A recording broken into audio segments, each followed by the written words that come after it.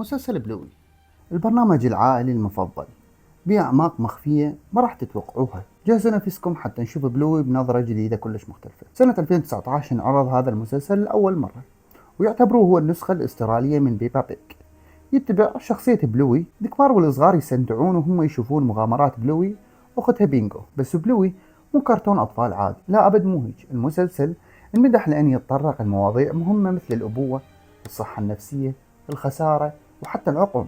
الكبار يحبون لأن هواية مرات يشوفون نفسهم بمواقف الأهل. مثال لورد اوف ذا رينج، سيد الخواتم.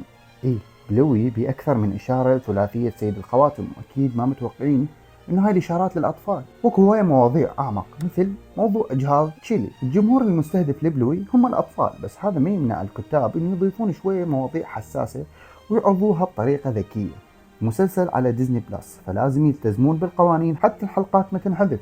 لذلك أغلب المواضيع تلميحات مو تصريح مباشر، لا، يلمحون إلها. فأكو نظرية مشهورة تقول إنه الجد بوب يمكن عنده خرف. نظرية ثانية تقول تشيلي خسرت طفل قبل بلوي. مشهد البنات يلعبون دور أهلهم، بينجو تحط بالونة ببطنها كإشارة للحمل. البالون ينفجر وجو الغرفة يتغير فجأة. الأب رأسا يلزم إيد الأم. مشهد قصير، بس إذا تفكر بيه يوحي إنه تشيلي مرت بتجربة الإجهاض. واحدة من الحلقات ورا مشهد الخلفية نسمع الآباء يسولفون.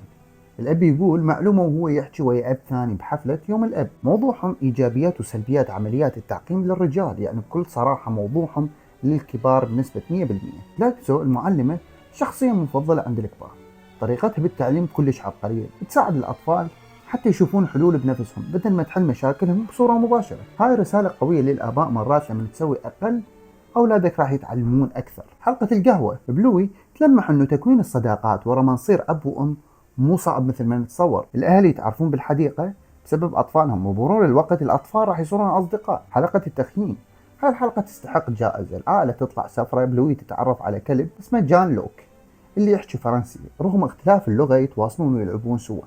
النهاية مأساوية وحلوة بنفس الوقت. الصراحة الحلقة تحفة. الأبوة، بحلقة المخلب من الموسم الأول، الأبو يمثل نفسه آلة ويقول ما عندي أطفال، حياتي حرة وسهلة. بانتت يحب بناته أكثر من أي شيء، بس الجملة تبقى براسه.